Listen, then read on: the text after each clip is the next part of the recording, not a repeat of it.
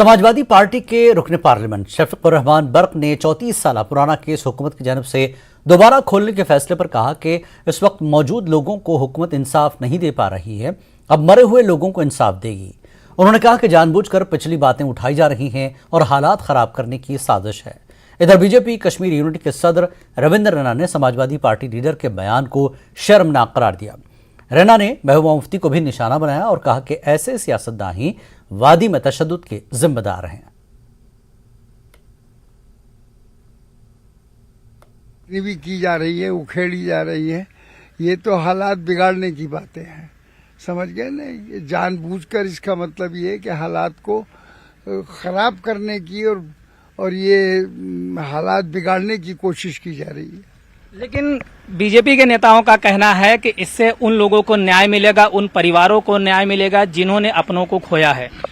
जो इस वक्त के उन्हें तो न्याय मिल नहीं रहा अब उनके मरे हुओं को उन्हें न्याय मिलेगा। उन्हें क्या न्याय मिलेगा? जब न्याय अगर देना था तो उस वक्त मिलना चाहिए। जब कोई मामला जिसकी इन्वेस्टिगेशन हो रही हो, ऐसे किसी मामले के ऊपर इस किस्म की बयानबाजी देना गलत है। एक मेंबर पार्लियामेंट जो कि समाजवादी पार्टी से आते हैं, उनको कोई हक नहीं है कि इस किस्म की बयानबाजी करना।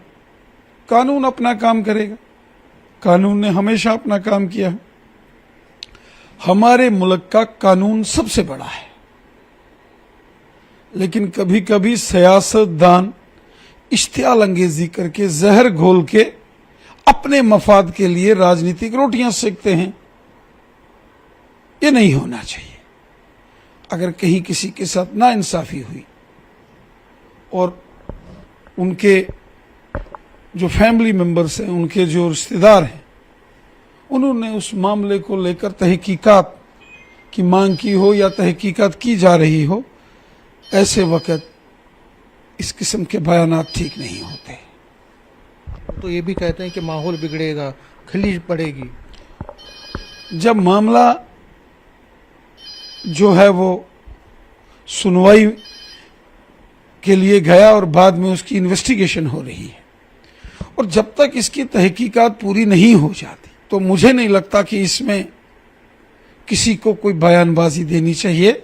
लेकिन किसी की लाश पर सियासत करना गैर कानूनी, गैर आईनी तो है ही है, इंसानियत को भी शर्मसार करता है।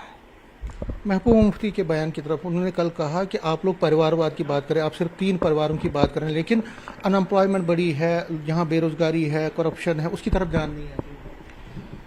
मैडम महबूबा मुफ्ती साहिबा इस बात को जानती है कि आज अगर जम्मू कश्मीर में अमन का दौर आया है, ये भारतीय जनता पार्टी की देन है।